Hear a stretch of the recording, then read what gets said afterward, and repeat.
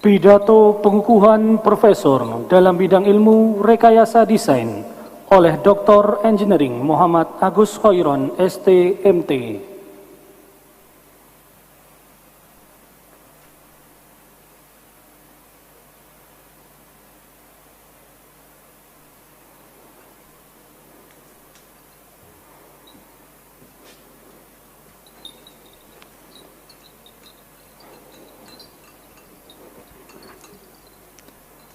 Rabbi syrah li sadri wa yassir li amri wahlul 'uqdatam min lisani yafqahu qawli. Bismillahirrahmanirrahim. Assalamualaikum warahmatullahi wabarakatuh. Yang terhormat pimpinan dan anggota Senat Akademik Universitas, pimpinan dan anggota Majelis Wali Amanah, pimpinan dan anggota Dewan Profesor, pimpinan Universitas, pimpinan Fakultas dan Departemen, segenap sivitas akademika, para hadirin dan undangan yang berbahagia. Alhamdulillahirabbil alamin. Allahumma shalli ala sayyidina Muhammad wa ala ali sayyidina Muhammad. Segala puji bagi Allah yang telah memberikan berbagai nikmat, anugerah dan hidayah kepada kita semua. Salawat dan salam semoga selalu tercurahkan kepada junjungan kita Nabi besar Muhammad sallallahu alaihi wasallam.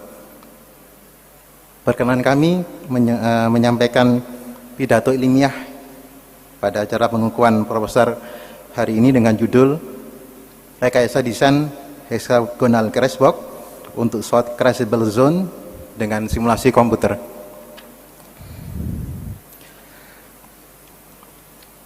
Perkembangan teknologi komputer kita bisa lihat dan kita bandingkan pada tahun 1981 PC yang di launching oleh IBM itu mempunyai kecepatan sekitar 4,77 MHz.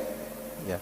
Kalau kita bandingkan dengan saat ini, PC sekarang yang beredar sudah mempunyai kecepatan sekitar hampir 5,4 GHz. Ya. Jadi perkembangan teknologi ini sangat berdampak sekali pada pengembangan software aplikasi engineering yang biasa kami pakai di bidang engineering.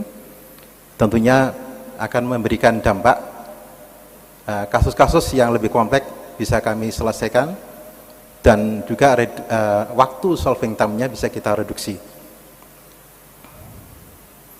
Salah satu solusi kasus engineering yaitu solusi numerical atau bisa kami sebut dengan simulasi komputer, merupakan salah satu solusi selain dari solusi analytical dan solusi eksperimental. Ciri khasnya selain punya kelemahan approach, punya pendekatan dan assumption, juga menghasilkan iterasi dengan banyak persamaan. Tapi sisi lain kelebihannya adalah mempermudah kami untuk melakukan pemodelan dan penyelesaian kasus-kasus yang lebih kompleks. Beberapa metode yang kita pakai adalah finite element method, finite volume method, finite difference method, dan discrete element method.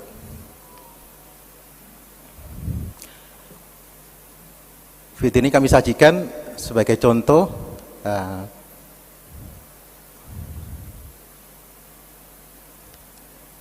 ini adalah contoh dari pengujian crash test yang memberikan gambaran perbandingan antara uji eksperimental dan nantinya kalau misalnya kita bisa modelkan dengan simulasi komputer, tentunya akan bisa menghemat biaya pembuatan prototipe dan jumlah pengujian yang berulang. Ya, ada data yang menyebutkan pengujian ini bisa menelan biaya sekitar 500.000 dolar Amerika. Ya. Kalau kita lakukan dengan simulasi komputer, tentunya bisa kita dapatkan dengan biaya yang lebih rendah. Kemudian bisa kita demonstrasikan dengan lebih mudah, sehingga kita bisa lakukan prediksi dan kontrol dari parameter proses yang berpengaruh. Ya. Pada karakteristik pengembangan produk, dipengaruhi oleh beberapa faktor, yaitu kualitas, waktu, biaya, dan kapabilitas dari pengembangan produk. Untuk menghadapi daya saing terhadap kompetitor, tentunya akan diperlukan daya tangkap teknologi dan pengembangan produk yang efisien dan ekonomis. Kita bisa lihat dari tahapan proses desain, tren penggunaan simulasi komputer sudah bisa dikembangkan pada proses di antara detail desain dan prototype. Ya. Bisa menggunakan finite element atau menggunakan continuous fluid dynamic. Konsep desain berkembang, jadi kita bisa bandingkan dari gambar kiri dan gambar kanan. Yang kiri adalah conventional design konsep. Di sini setiap pengembangan produk, kita membuat desain, kemudian kita menganalisa, kita kembangkan, dan kita perlukan beberapa tes, ya, multiple build and test untuk memverifikasi performa dari produk kita. Tentunya ini akan memberikan dampak atau bisa melahirkan redesign, ya, redesign yang akan menaikkan biaya cost dari biaya atau cost dari produk. Pada new design concept, di sini kita lakukan rangkaian simulasi yang dengan modifikasi dan optimasi dengan kita validasi pada model yang telah kita kembangkan sampai mencapai bentuk atau material selection yang kita dapatkan sesuai dengan target yang ditetapkan oleh kriteria desain. Di sini adalah konsep utama dari upfront engineering atau ALD. Kita bisa lihat di slide berikutnya apa itu ALD, yaitu analisis lead design. Dari grafik development effort lawan time, kita bisa bandingkan antara conventional method yang puncak jam kerjanya itu pada posisi di awal produksi. Dengan cara kita geser ke arah kiri, kita akan dapatkan pengurangan waktu untuk mengambil produk, di mana di ALD kita geser sampai di conceptual design. Jadi kita tahapan tersebut kita dapat kembangkan sebagai analisis untuk pengembangan produk dengan lebih efisien di awal waktu. Di Yamaguchi University ada satu konsep yang disebut dengan model based development. Jadi tahapan creative design-nya kita mulai dari identifikasi kebutuhan sampai dengan business plan. Di sini disupport dengan modeling, ya. Jadi bisa dengan menggunakan logic modeling pakai SysML misalnya, atau physical modeling dengan Modelica, dan yang kami lakukan biasanya di computer aided engineering di 3D geometric modeling.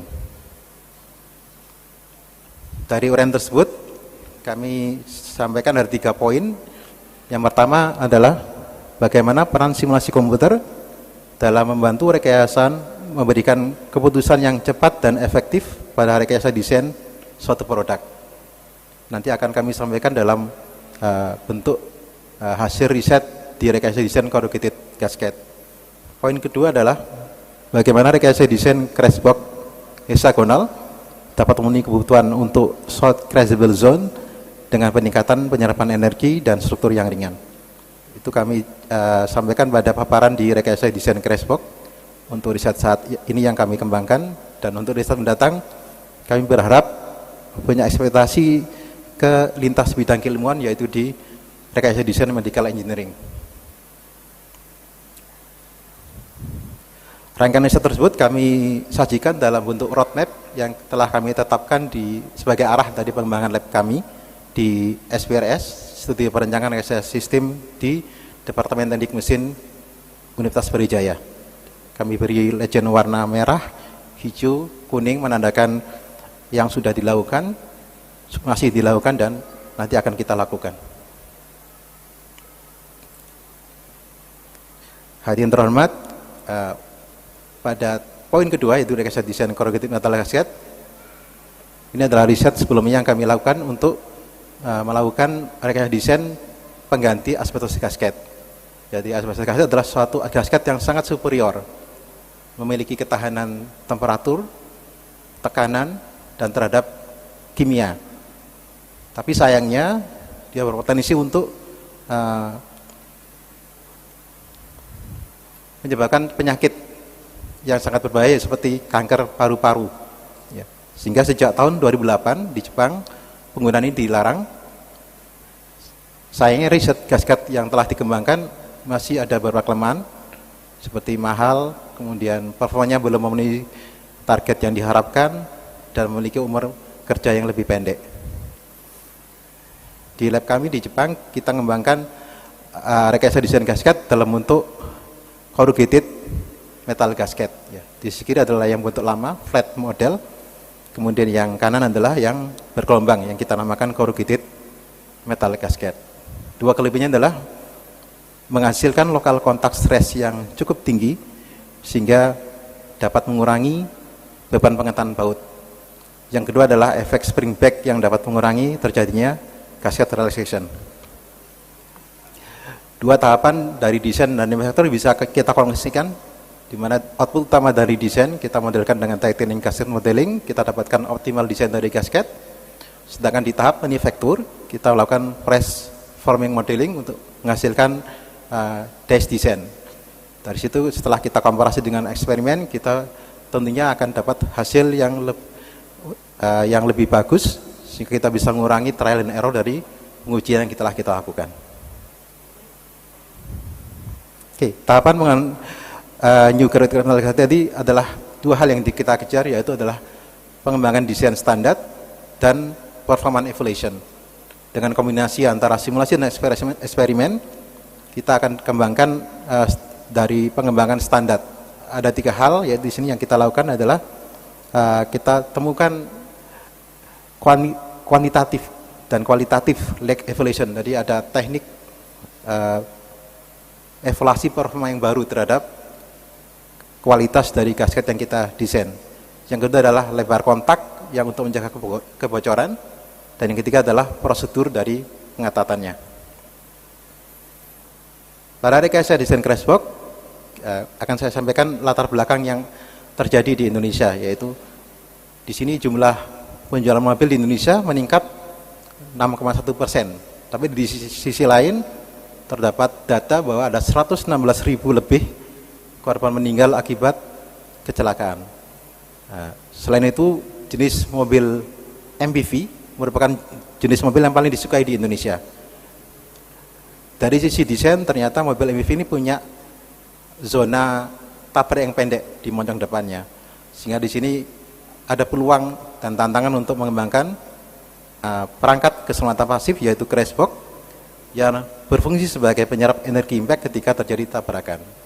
Posisi masanya di antara bumper dan frame, ya seperti dibilang di gambar kanan bawah. Ini adalah model uji crashbox secara laboratorium. Kita bisa lihat di sini ya. Ada versi yang horizontal,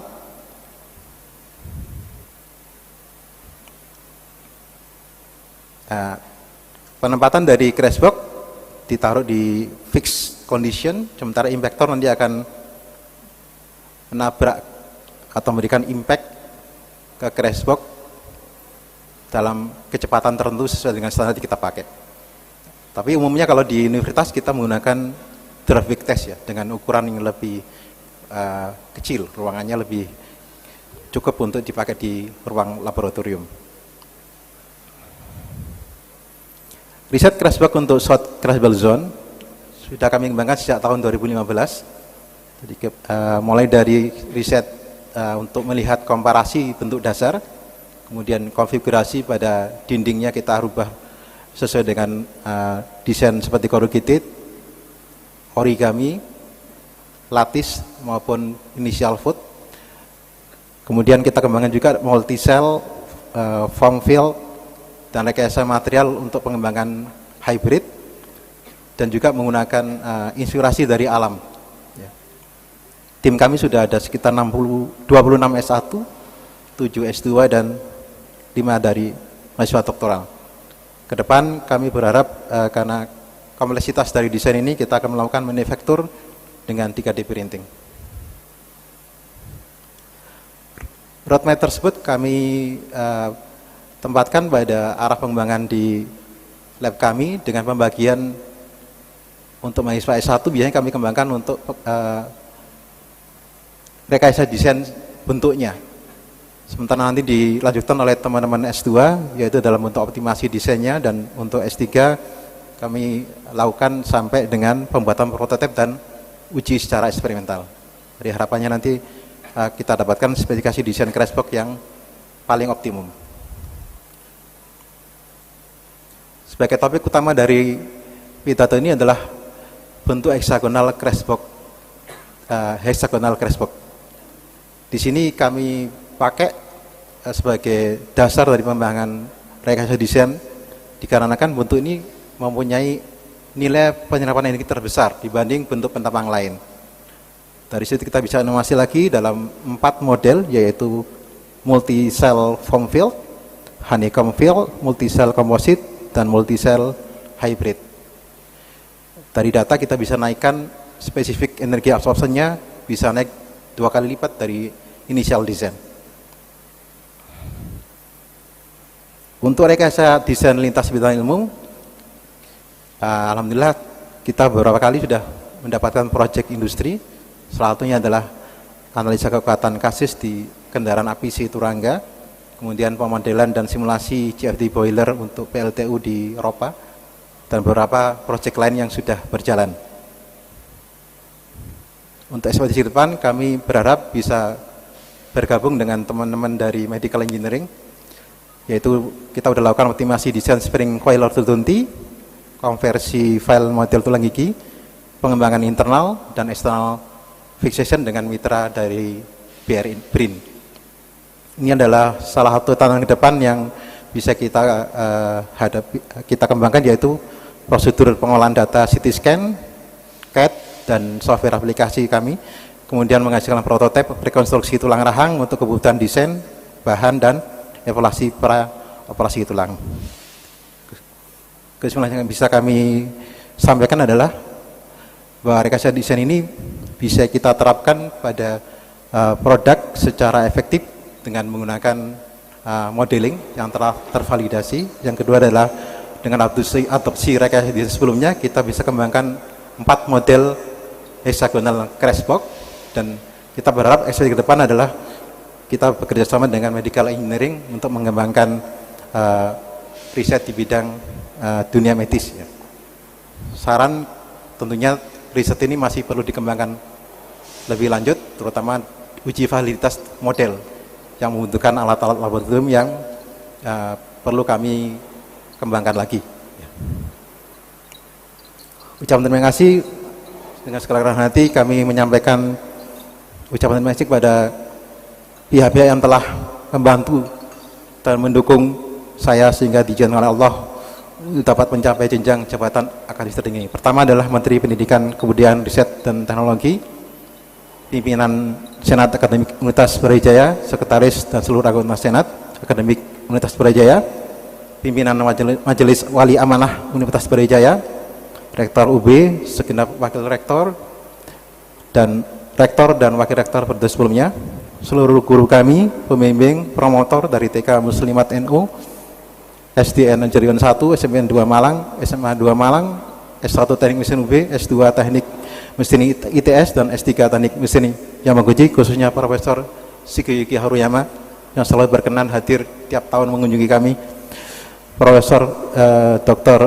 Wardana, Profesor Dr. Wahyu Suprapto, Profesor Dr. Joko Kustono, Profesor Dr. Insinyur Andoko yang telah membantu mereview berkas PAK kami, Dekan FTUB, Wakil Dekan FTUB, Senat Akademik Fakultas, seluruh teknik FTUB, khususnya kepada Pak Imam Zaki yang telah menginisiasi kami waktu kami berangkat ke Jepang bersama dengan 42 dosen Brawijaya. Terima kasih Pak Imam. Ketua jurusan KPS 1, S2, S3, dan seluruh dosen serta teknik mesin UB, kolega PTN, PTS, UTSM, UTEM, serta member Yamaguchi University, orang tua kami, almarhum Bapak M. Safi, Ibu Matarama, Ibu Hartini, keluarga besar mertua, Bapak Ayatmo dan Ibu Mirah, istri Cinta, Sumarni, anak tersayang Alif, Rahma, Fauzan, Yuki, semoga barokah, jadi anak yang barokah. Kakak kami, embleman keluarga, yang jadi tulang punggung keluarga kami dulu, Ati Halim dan almarhum Muhammad Muklis. Sahabat kami, Ustadz Hairul Anam, almarhum Dr. Eng Sofyan Arif Sitiabudi, Samsul Arifin, mentor divisi kami di divisi otomasi robotika, Mas Haris, Mas Aris, dan semua rekan alumni, Profesor Dr. Muhammad Saifur Rahman, dan Mayor CKM Dr. Kiki Nugroho Setia yang telah merawat kami selama 2 tahun ini. member dan alumni asisten SPRS dan MIT, dan semua bimbingan S1, S2, S3, panitia penyelenggara dan seluruh Bapak Ibu undangan. Terima kasih, semoga ada manfaatnya. Wabillahi taufiq wal hidayah. Wassalamualaikum warahmatullahi wabarakatuh.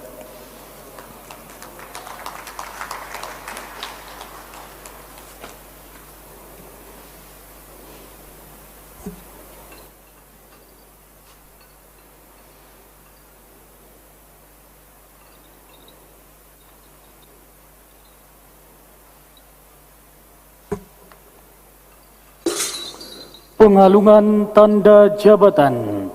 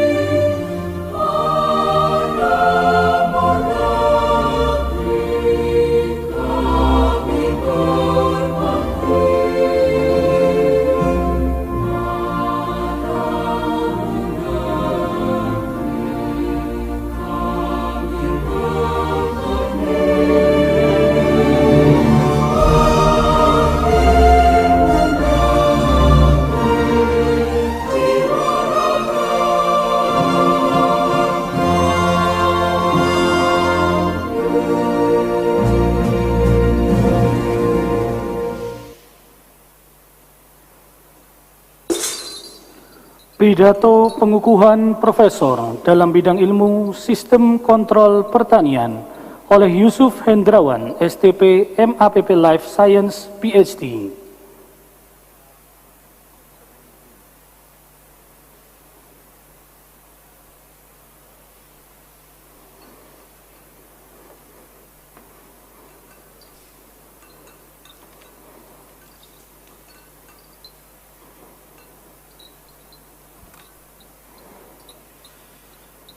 Bismillahirrahmanirrahim. Assalamualaikum warahmatullahi wabarakatuh. Yang terhormat pimpinan dan anggota Senat Akademik Universitas, pimpinan dan anggota Majelis Wali Amanah, pimpinan dan anggota Dewan Profesor, pimpinan universitas, pimpinan fakultas, lembaga dan departemen, segenap sivitas akademika, para tamu undangan, saudara dan hadirin sekalian. Segala kemuliaan, keagungan, kemahaluasan ilmu adalah milik Allah Subhanahu wa Ta'ala, karenanya senantiasa kita mengagungkan asma-Nya dan bersyukur atas segala curahan nikmat, rahmat dan karunia-Nya, sehingga pada hari ini saya dapat berdiri di hadapan Bapak Ibu sekalian dalam rangka penyampaian pidato ilmiah pengukuhan Profesor. Salawat dan salam semoga selalu terlimpah bagi Nabi Agung Sayyidina Muhammad SAW. Saya menyampaikan terima kasih dan penghargaan yang sebesar-besarnya atas kesediaan Bapak Ibu hadirin yang telah meluangkan waktunya untuk menghadiri acara pengukuhan Profesor. Dengan segenap kerendahan hati, perkenankan saya menyampaikan pidato pengukuhan Profesor dengan judul Pemanfaatan Intelligent Bioinstrumentation System atau IBIS dalam pengembangan pertanian presisi di era revolusi industri 4. Ketua Senat, Rektor dan hadirin yang berbahagia, pertanian pada masa sekarang dan masa mendatang menghadapi isu utama, yaitu kecukupan pangan bagi seluruh populasi manusia di dunia yang terus bertambah dengan perkiraan 9,8 miliar penduduk dunia di tahun 2050 dan 10,8 miliar di tahun 2100. Sistem pertanian presisi telah menjadi fokus penelitian di era revolusi industri 4. Sistem pertanian presisi adalah suatu sistem yang dapat mengetahui kebutuhan hidup tanaman, respon tanaman terhadap perubahan lingkungan, kondisi kualitas tanaman dan produk pertanian secara akurat. Sistem pertanian presisi telah banyak diterapkan dalam sistem budidaya atau pre-harvest dan sistem pengolahan pasca panen atau post-harvest. Untuk membangun suatu sistem pertanian yang presisi, maka diperlukan suatu sistem pengukuran karakteristik objek pertanian secara akurat, cepat dan mudah. Selain itu juga diperlukan suatu sistem pengukuran respon tanaman terhadap perubahan lingkungan seperti perubahan suhu, kelembapan, cahaya, nutrisi, air, CO2, suara, dan lain sebagainya. Dalam bidang prapanen, dengan diketahuinya respon tanaman terhadap perubahan lingkungan, maka kita dapat mengontrol kondisi lingkungan tanaman secara optimal sesuai dengan yang diinginkan oleh tanaman.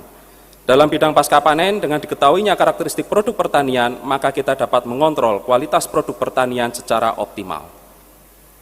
Metode pengukuran karakteristik objek pertanian telah banyak dikembangkan, mulai dari metode konvensional atau destructive sensing, metode pengukuran yang tidak merusak objek yang diamati atau non-destructive sensing, hingga metode pengukuran yang tanpa menyentuh objek yang diamati atau non-invasive sensing.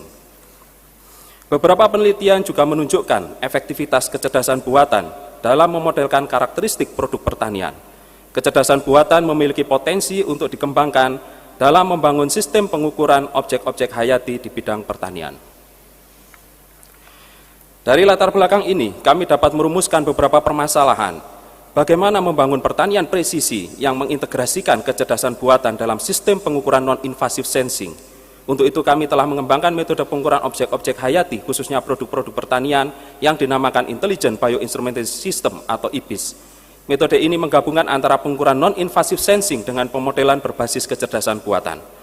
Ketua Senat, Rektor, dan hadirin yang saya hormati, pengembangan IBIS ini telah dimulai sejak tahun 2008 yang dimulai dengan penelitian-penelitian yang berfokus pada analisis citra digital menggunakan kamera digital sederhana untuk mengkarakterisasi suatu objek hayati berdasarkan warna, morfologi, dan tekstur permukaan objek yang dinamakan sebagai metode computer vision. Di tahun 2012 hingga 2019, penelitian-penelitian mengarah pada pemanfaatan kecerdasan buatan berbasis computer vision untuk pengembangan metode IBIS. Selain dimanfaatkan untuk proses prapanen, pemanfaatan IBIS sudah mulai dikembangkan untuk pengukuran kualitas produk-produk pasca panen. Penggunaan metode jaringan saraf tiruan sebagai salah satu metode pemodelan kecerdasan buatan telah digunakan untuk memodelkan berbagai karakteristik produk pertanian. Sejak tahun 2020 hingga sekarang, pemanfaatan metode IBIS mulai diarahkan untuk membangun sistem komunikasi yang efektif dengan objek pertanian atau dinamakan sebagai Speaking Plant Approach atau SPA. Ketika kita dapat berkomunikasi dengan tanaman, maka kita akan mengetahui kebutuhan hidup tanaman secara akurat, sehingga dapat ditumbuh secara lebih optimal dan dapat menghemat pemakaian energi, pupuk, dan bahan-bahan pertanian lainnya. Di bidang pasca panen, IBIS telah dimanfaatkan untuk mengidentifikasi karakteristik mutu, fisik, dan kimia objek-objek pertanian. Metode deep learning adalah pengembangan metode jaringan saraf tiruan yang berlapis-lapis dan terbukti lebih efektif dalam mengklasifikasikan objek pertanian berdasarkan karakteristiknya masing-masing. Di masa yang akan datang, pengembangan ilmu IBIS ini dapat diarahkan ke dalam bidang sistem kontrol pertanian untuk mewujudkan customizable agricultural product. Plant factory adalah suatu sistem budidaya pertanian tertutup di mana semua faktor lingkungan, yaitu suhu, kelembapan, intensitas cahaya, air, nutrisi, CO2, frekuensi suara, dan lain-lain dapat dikontrol secara optimal. Di era revolusi industri 4, konsumen bisa dengan mudah menentukan karakteristik produk pertanian yang mereka inginkan secara spesifik. Produk pertanian yang customizable dapat diproduksi dengan teknologi plant factory. Keberaneka-ragaman vegetasi tanaman pangan, tanaman obat, dan lain-lain yang dimiliki oleh Indonesia merupakan modal utama dan potensi yang tinggi bagi Indonesia untuk menjadi pusat studi plant factory dunia. Beberapa keunggulan dari plant factory berbasis teknologi IBIS adalah adanya komunikasi yang efektif dengan tanaman, kebutuhan tanaman yang dapat terukur secara presisi, sistem pertanian yang dapat dilakukan di mana saja dan kapan saja, penggunaan bahan baku pertanian dan energi yang digunakan dapat dihemat, serta produk pertanian yang bisa disesuaikan dengan keinginan konsumen atau customizable. Kemampuan berkomunikasi dengan tanaman menggunakan metode SPA hanya bisa terwujud dengan bantuan teknologi IBIS. Di bidang prapanen, IBIS dimanfaatkan untuk mengetahui respon tanaman terhadap berbagai faktor lingkungan.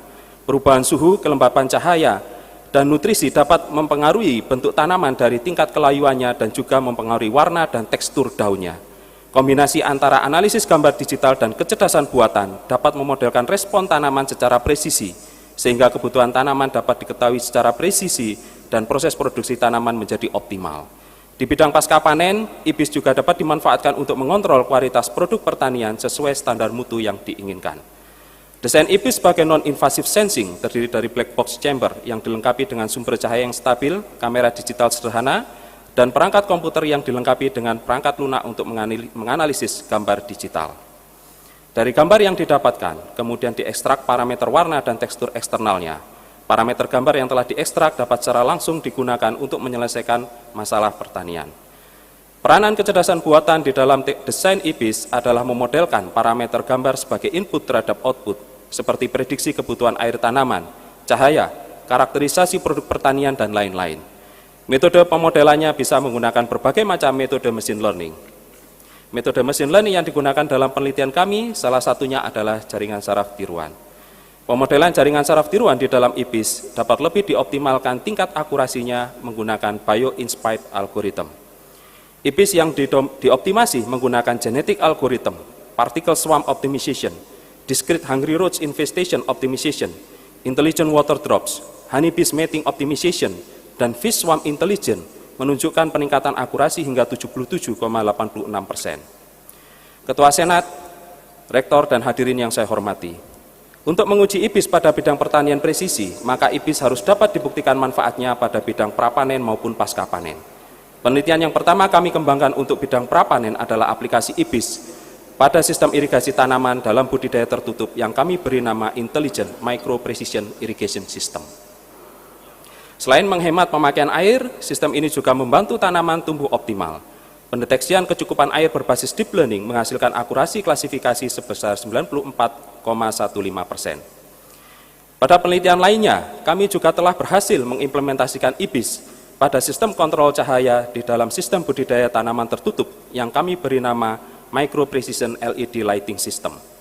Selama ini, semua lampu LED dinyalakan secara keseluruhan tanpa memperhatikan ada tidaknya tanaman dan besar kecilnya tanaman. Lampu LED diberikan dengan intensitas cahaya yang sama pada seluruh tanaman di dalam plant factory, tanpa memperhatikan kebutuhan cahaya pada masing-masing individu tanaman. Di dalam teknologi IBIS, jika terdapat area yang tidak terdapat objek tanaman, maka lampu LED di atas area tersebut akan mati. Untuk area yang terdeteksi terdapat objek tanaman, maka sistem akan menganalisis kebutuhannya, untuk kemudian diberikan intensitas cahaya LED yang tepat. Sistem IBIS ini terbukti dapat menghemat pemakaian energi listrik di dalam plant factory hingga mencapai 85%. Kami juga telah mengimplementasikan teknologi IBIS untuk mengidentifikasi kandungan nitrogen daun tanaman sehingga dapat diketahui dosis pemupukan yang tepat. Hasil dari penelitian ini adalah model struktur jaringan saraf tiruan yang dapat digunakan untuk memprediksi kandungan nitrogen pada daun tanaman secara presisi. Kinerja IBIS dalam prediksi kandungan nitrogen daun tanaman menunjukkan nilai koefisien korelasi 0,99. Pada penelitian yang lain, kami juga telah menguji pemanfaatan IBIS dalam prediksi kandungan klorofil daun tanaman untuk mengontrol pertumbuhan tanaman. Kinerja IBIS yang telah dibangun memiliki akurasi yang tinggi dengan nilai koefisien korelasi 0,96. Kami juga memanfaatkan IBIS untuk mendeteksi tingkat kematangan produk pertanian. Selama ini pengukuran tingkat kematangan produk pertanian masih dilakukan melalui pengamatan langsung secara manual, di mana metode ini tidak efektif untuk jumlah produk pertanian yang banyak dan masih didasarkan pada persepsi manusia yang beragam. Kinerja IBIS menghasilkan tingkat akurasi yang tinggi dengan nilai koefisien korelasi 0,92. Kami juga telah memanfaatkan IBIS untuk memprediksi kandungan kimia produk pertanian. Selama ini pengukuran kandungan kimia produk pertanian masih dilakukan di laboratorium secara destructive sensing. Sistem IBIS ini diuji cobakan untuk memprediksi kandungan piperin pada cabai Jawa dengan akurasi koefisien korelasi 0,94. Teknologi IBIS dapat digunakan untuk memprediksi kandungan karotin, karbohidrat, dan vitamin C pada produk pertanian. IBIS berbasis deep learning menghasilkan akurasi sebesar 91,27%. Salah satu faktor lingkungan yang penting untuk pertumbuhan tanaman adalah frekuensi suara. Frekuensi suara berpengaruh terhadap pembukaan stomata daun tanaman sehingga penyerapan nutrisi dapat lebih optimal. Kemampuan komunikasi tanaman pada teknologi IBIS dapat mengidentifikasi kebutuhan frekuensi suara pada tanaman. Sistem kontrol frekuensi suara pada tanaman telah diuji menggunakan musik gamelan Jawa yang berjudul Puspawarna untuk meningkatkan produktivitas tanaman sayuran. Produktivitasnya meningkat hingga mencapai 50%. Kami juga telah mencoba memanfaatkan teknologi IBIS untuk menyelesaikan permasalahan-permasalahan di bidang pasca panen. Penelitian pertama kami di bidang pasca panen adalah teknologi IBIS untuk memprediksi tingkat kemurnian, total fenol, dan nilai pH pada biji kopi.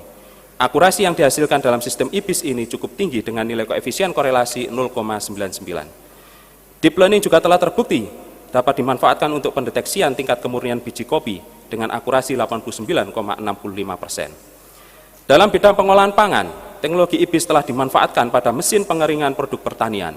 Selama proses pengeringan, computer vision dalam IPIS akan terus memantau objek hingga mencapai kadar air optimal. IPIS menunjukkan akurasi 100%. Ketua Senat, Rektor, dan hadirin yang berbahagia.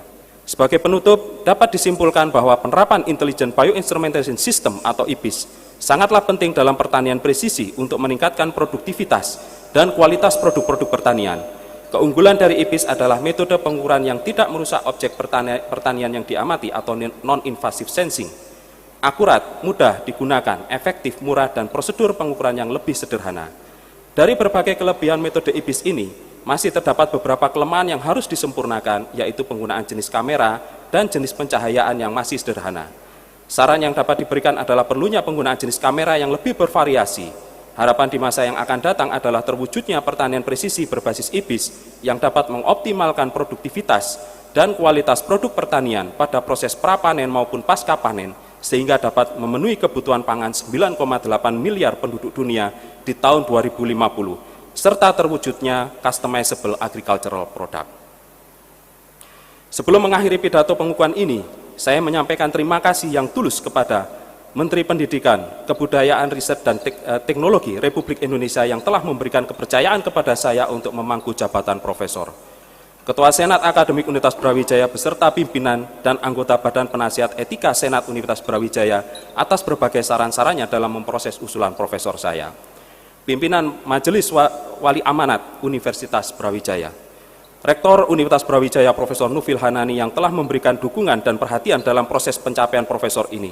Demikian juga terhadap Rektor Universitas Brawijaya periode-periode sebelumnya.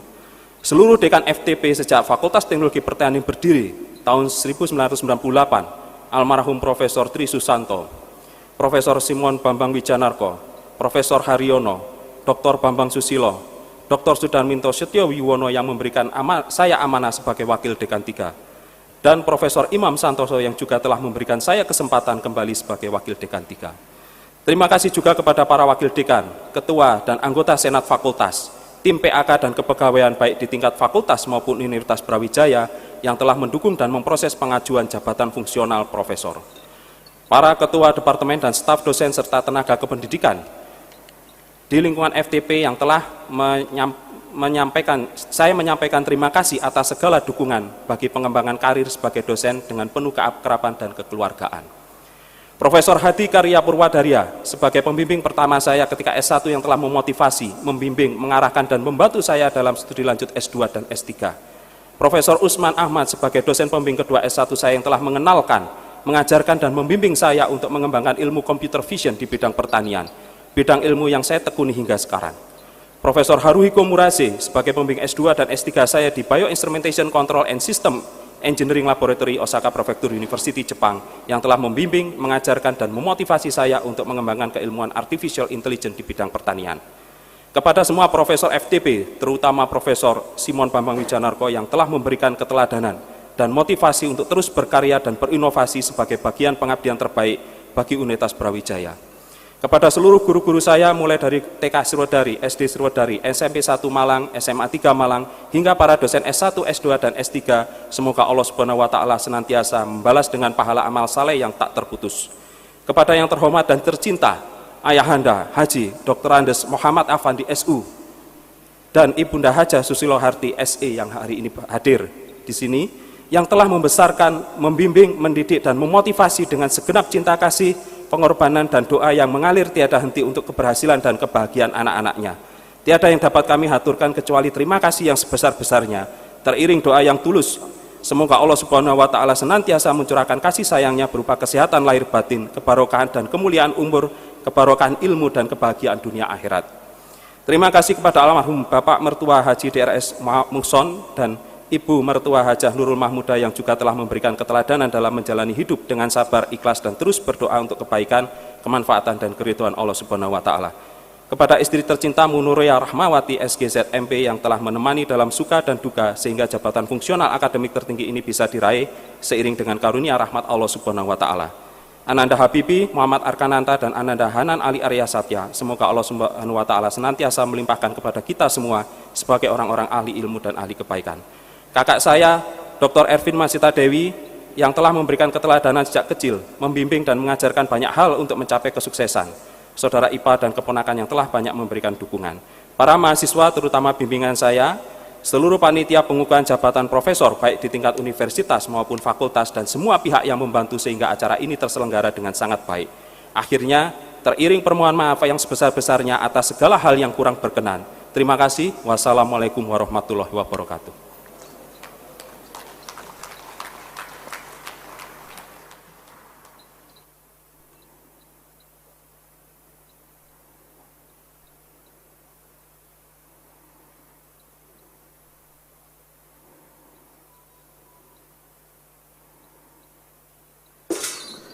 Pengalungan tanda jabatan.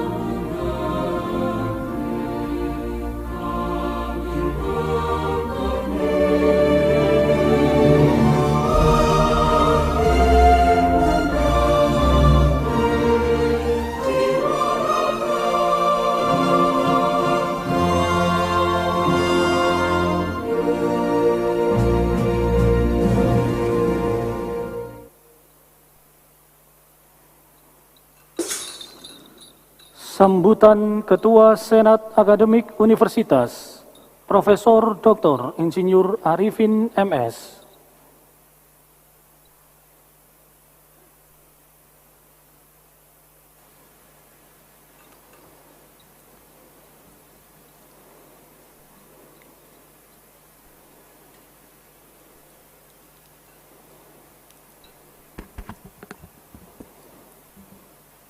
Bismillahirrahmanirrahim. Assalamualaikum warahmatullahi wabarakatuh. Yang saya hormati Rektor Universitas Brawijaya, Profesor Dr. Nufil Hanani. Yang saya hormati pimpinan Wali Amanah Universitas Brawijaya. Yang saya hormati Dewan Profesor Universitas Brawijaya beserta seluruh profesor yang ada di Universitas Brawijaya ini. Yang saya cintai seluruh anggota Senat Akademik yang saat ini hadir untuk menyaksikan pidato pengukuhan yang dilakukan oleh dua kolega baru kita ini. Yang terhormat juga para seluruh anggota keluarga dari kedua profesor baru yang sekarang sedang dikukuhkan. Tentu ini merupakan momen yang sangat membahagiakan bagi seluruh keluarga yang ada. Semoga hadirnya profesor baru di tengah-tengah keluarga menjadi suatu pelita di dalam kehidupan, perkembangan, informasi dan teknologi yang ada, yang semoga memberikan manfaat pada seluruh masyarakat yang ada. Para pimpinan Universitas Brawijaya, para dekan, para direktur, dan seluruh keluarga besar Universitas Brawijaya, baik yang hadir melalui daring maupun melalui luring ini. Kami semua sangat bersyukur, sangat berbahagia, sehingga sangat pantaslah kalau kita semua memanjatkan puji syukur kehadirat Allah Subhanahu wa taala atas kebahagiaan yang kita rasakan bersama pada hari ini. Ibu dan Bapak sekalian yang saya hormati, kita semua sudah mendengarkan tokoh-tokoh muda yang muncul pada pengukuhan hari ini, menandakan bahwa Universitas Brawijaya sudah mampu menerjemahkan kemajuan teknologi, informasi yang ada di dunia kita sekarang ini.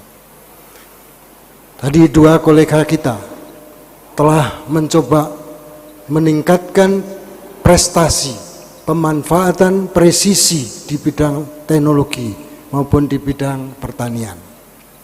Ini membuktikan bahwa kita semua sudah mampu untuk mencoba menerjemahkan tuntutan zaman yang ada sekarang, bahwa komputer merupakan alat yang harus kita kenali bersama, harus kita manfaatkan bersama. Termasuk tadi sudah disampaikan oleh Prof. Yusuf bahwa kamera ini ternyata menjadi alat yang sangat membantu di dalam mengikuti perkembangan teknologi yang ada. Jadi kalau sekarang kita menggunakan kamera hanya untuk menggunakan selfie-selfie, harapan kita sekarang bisa kita lebih manfaatkan karena mampu untuk membantu kita menerjemahkan teknologi yang terus berkembang sehingga kita semua bisa menyikapi perkembangan teknologi yang ada. Ibu dan Bapak sekalian yang saya hormati, khususnya kepada Pak Rektor, pada kesempatan ini saya ingin melaporkan bahwa dua profesor baru kita, Profesor Muhammad Agus Khoiron dari Fakultas Teknik. Beliau adalah merupakan profesor yang dimiliki oleh Fakultas Teknik, merupakan profesor yang ke-16 dari 165 profesor yang aktif dan dari 293 profesor yang dihasilkan oleh Universitas Brawijaya. Kalau kita lihat Fakultas Teknik yang saat ini masih memiliki 16 profesor, ini tentu masih jauh dari apa yang kita harapkan bersama. Sehingga ini tantangan pada Pak Dekan Fakultas Teknik. Sesuai dengan janji dari Dekan Fakultas Teknik dalam pembukaan program studi baru, utamanya pembukaan program studi S3, maka pencetakan profesor baru harus terus dipacu. Dan alhamdulillah sampai saat ini perkembangan pengusulan profesor di Fakultas Teknik sudah mulai cepat kemajuannya. Kemudian Profesor Yusuf Hendrawan, beliau adalah profesor yang ke-12 dari Fakultas Teknologi Pertanian dan profesor aktif yang ke-166, juga profesor yang dihasilkan oleh Universitas Brawijaya yang ke-294. Ini menandakan bahwa kebutuhan profesor yang ada di Universitas Brawijaya masih jauh dari standar yang harus kita penuhi. Standarnya paling tidak 20% dari dosen yang dimiliki. Yang saat ini kita masih mempunyai 9%. Jadi kalau 9 ke 20 itu membutuhkan kecepatan yang tinggi. Sesuai dengan apa yang disampaikan oleh Pak Rektor, bahwa kita tidak boleh hanya lari saja, tapi kita harus terbang. Nah, tentu dengan terbang kecepatan yang lebih tinggi. Ini menjadi tantangan bagi kita semua, khususnya para pimpinan fakultas, bagaimana memacu staf-staf yang ada.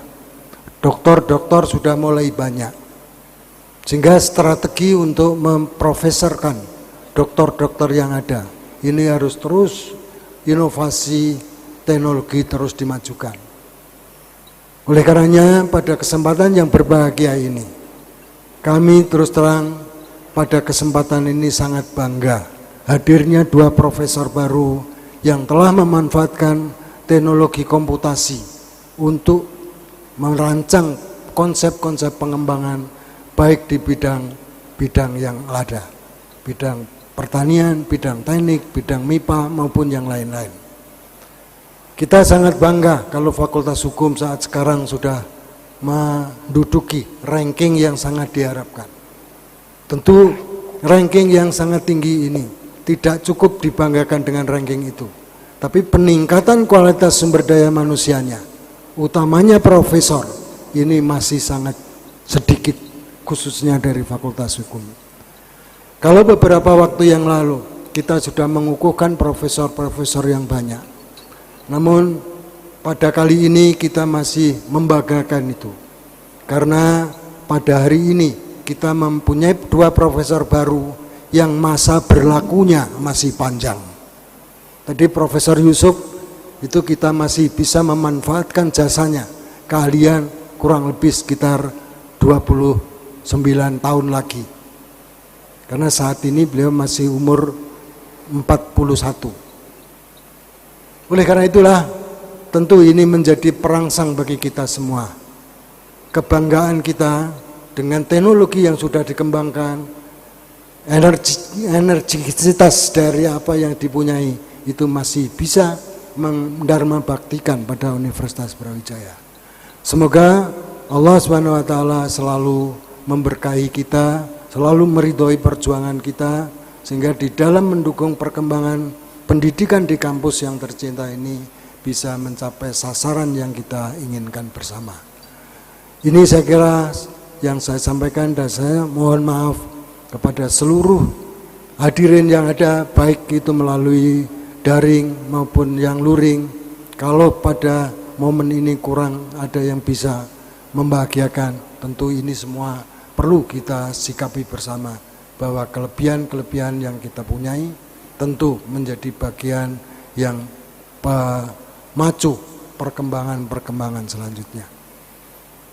Akhirnya marilah kita bersama berdoa selalu perjuangan kita di dalam mengembangkan pendidikan ini mendapatkan ridho dari Allah SWT. Terima kasih. Billahi taufiq wal hidayah. Wassalamualaikum warahmatullahi wabarakatuh.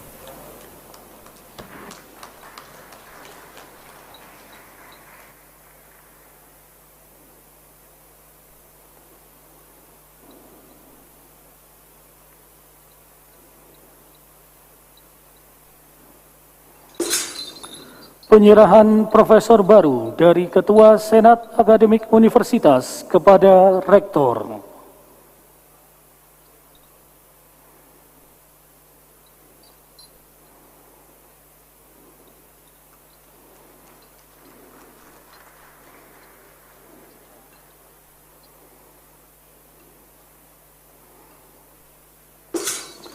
Sambutan Rektor.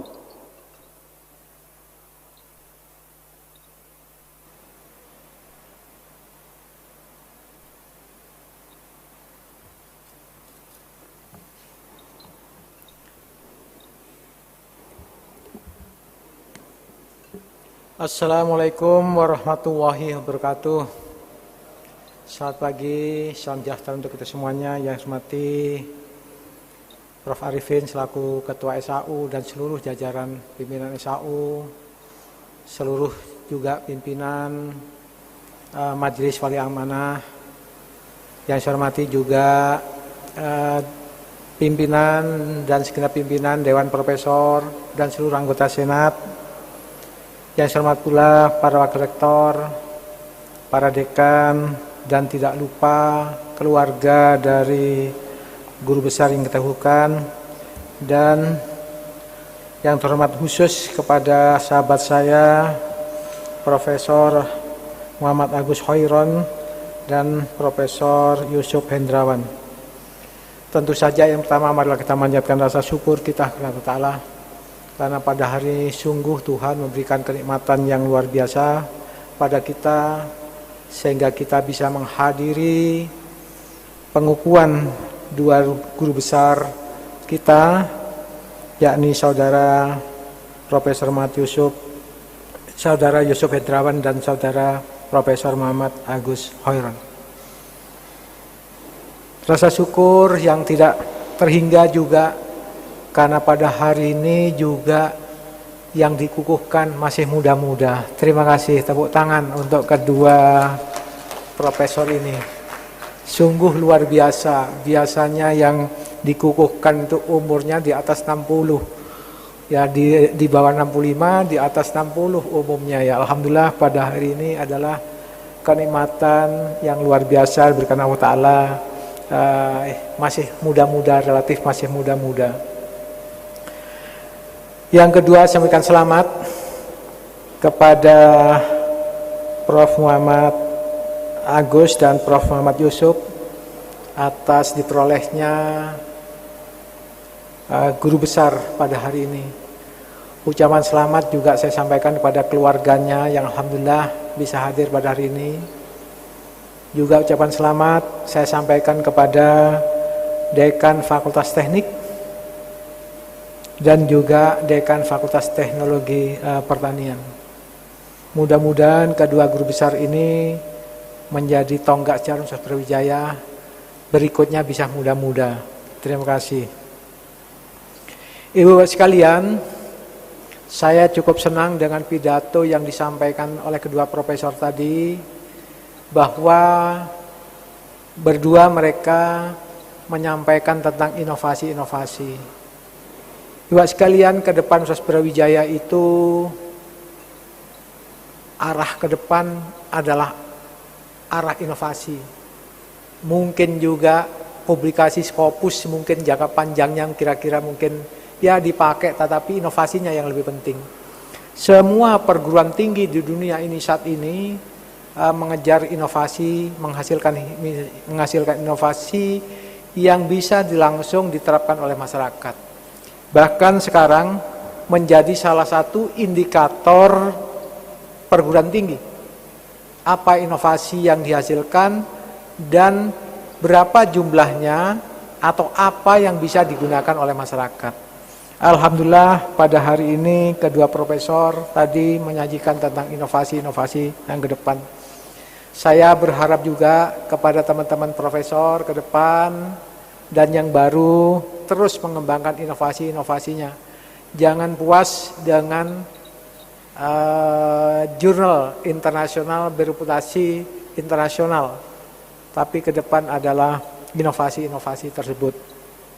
Saya juga berharap kepada kedua profesor tetap terus berkarya dan jangan lupa juga membimbing adik-adiknya, dosen-dosen yang masih junior, termasuk juga mahasiswa S1 sampai S3. Saya pikir itu saja dari saya. Sekali lagi selamat kepada kedua profesor. Mudah-mudahan Allah selalu memberkati kita semuanya. Wassalamualaikum warahmatullahi wabarakatuh.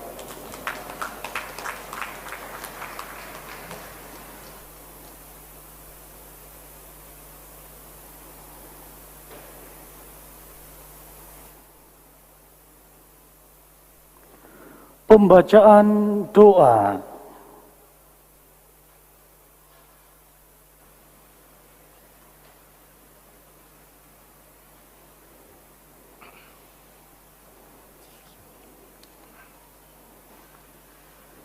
Assalamualaikum warahmatullahi ta'ala wabarakatuh. Bismillahirrahmanirrahim. Alhamdulillahi rabbil alamin. Hamdan na'imin, hamdan syakirin, hamdan yuwafi ni'amahu wa yukafi mazida. Rabbana lakal hamdu kama yanbawi li jalalikal karimi wa 'azimi sultanik. Allahumma salli ala sayyidina Muhammadin wa ala alihi wa sahbihi ajma'in walhamdulillahi rabbil alamin. Allahumma ya Allah, ya Tuhan kami, dalam majlis yang penuh khidmat ini kami berkumpul bersama orang-orang yang cinta ilmu pengetahuan dalam rangka pengukuhan Profesor Dr. Muhammad Agus Khairon dan Profesor Yusuf Endrawan PhD dari Fakultas Teknik dan Fakultas Teknologi Pertanian Universitas Brawijaya. Berkahilah pertemuan yang penuh bahagia ini ya Allah, dengan limpahan rahman dan rahim-Mu, sehingga acara ini berjalan senantiasa berada dalam ridha-Mu. Ya Allah, ya Alim, ya Wasi'al Maghfirah. Dalam salah satu firman-Mu Engkau menyebutkan Inna fi khalqis samawati wal ard wa ikhtilafil laili wan nahar la ayatil liulil albab. Bahwa manusia diperintahkan untuk memperhatikan apa yang ada di langit dan di bumi sehingga melahirkan ilmu, pengetahuan dan teknologi. Karena itu ya Allah, semoga apa yang menjadi kontribusi pemikiran dari Profesor Dr. Muhammad Agus Khoiron dan Profesor Yusuf Hendrawan ini, di samping sebagai khazanah keilmuan, juga sebagai ketundukan hamba-Mu dalam mengamalkan dan memahami ayat-ayat-Mu. Untuk itu, terimalah usaha ini ya Allah sebagai amal soleh yang memiliki nilai ibadah, yang menjadi penyebab kebahagiaan hidup dunia akhirat, serta memberikan manfaat, bukan memberikan mudarat bagi kehidupan umat manusia. Allahumma aghnina bil ilmi wa zayyinna bil hilmi wa akrimna bit taqwa wa jammilna bil afiyah wa tawaffana bi husnil khatimah. Ya Allah, ya Aziz, ya Ghaffar, jadikanlah ilmu kami sebagai sarana yang dapat membukakan kesadaran kami akan kemahabesaran-Mu, sebagai potensi yang dapat mendorong kami semakin tunduk dan bertakwa kepadamu, bukan menjadi penyebab yang semakin jauh darimu. Bukakan hati dan pikiran kami semua, sehingga kami dapat melihat dan meresapi keagungan-Mu melalui ilmu pengetahuan yang Engkau pancarkan di seluruh jagat raya ini. Ya Allah, ya mujibas sailin, terimalah doa kami, ampunilah dosa kami, dosa kedua orang tua kami, dan dosa guru-guru kami. Sehatkan kami lahir batin, bahagiakan hidup kami dunia akhirat, dan permudahkanlah segala urusan kami. Rabbana la tuzigh qulubana ba'da idh hadaitana wa hab lana min ladunka rahmah innaka antal wahhab. Rabbana atina fid dunya hasanah wa fil akhirati hasanah wa qina adzabannar. Subhana rabbika rabbil izzati amma yasifun wa salamun alal mursalin walhamdulillahi rabbil alamin. Amin. Assalamualaikum warahmatullahi taala wabarakatuh.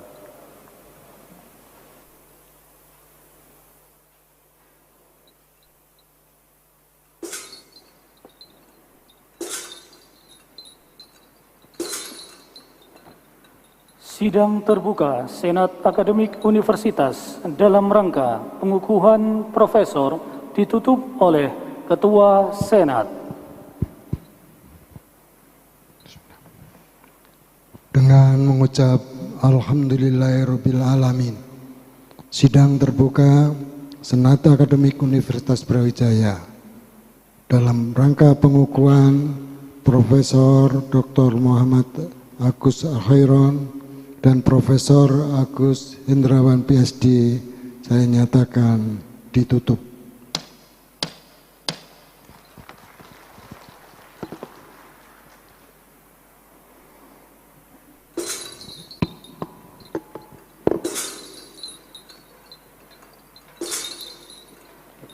Himne Guru, hadirin dimohon berdiri. Amen.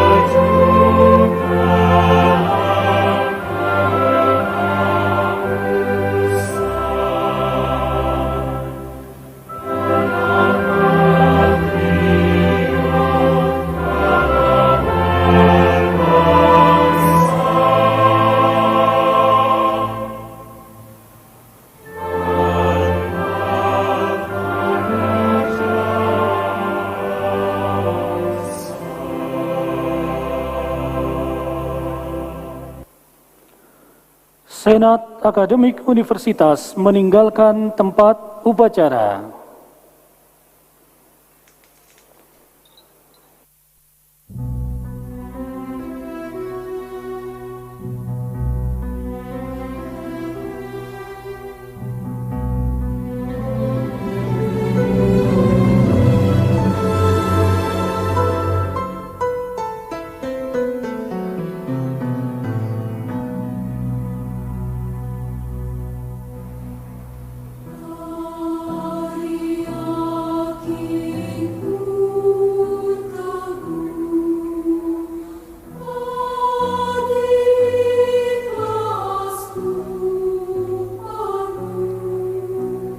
Kepada Bapak Ibu keluarga disilakan mendampingi kedua profesor yang baru dikukuhkan untuk menerima pemberian ucapan selamat. Dan selanjutnya kami silakan kepada Ketua dan Sekretaris Senat Akademik Universitas, dilanjutkan Rektor dan para pimpinan Universitas dan Fakultas, serta diikuti Bapak Ibu anggota Senat yang hadir di sini juga memberikan ucapan selamat secara bergantian kepada kedua profesor yang baru saja dikukuhkan. Hadirin, dengan demikian maka berakhirlah sudah rangkaian sidang terbuka Senat Akademik Universitas dalam rangka pengukuhan profesor pada pagi hari ini. Kami mengucapkan selamat kepada Profesor Dr. Engineering Muhammad Agus Khoiron STMT beserta keluarga dan Profesor Yusuf Hendrawan STP MAPP Life Science PhD beserta keluarga. Semoga ilmu yang didapat bermanfaat bagi kita semua dan khususnya dapat membawa Universitas Brawijaya menjadi lebih unggul. Ucapan terima kasih kami pula kepada seluruh hadirin atas perhatian dan kehadirannya dalam acara pengukuhan profesor hari ini. Dan tak lupa ucapan terima kasih kami kepada seluruh pihak yang ikut mensukseskan acara ini. Dan akhirnya saya atas nama panitia yang bertugas undur diri. Selamat siang dan wassalamualaikum warahmatullahi wabarakatuh.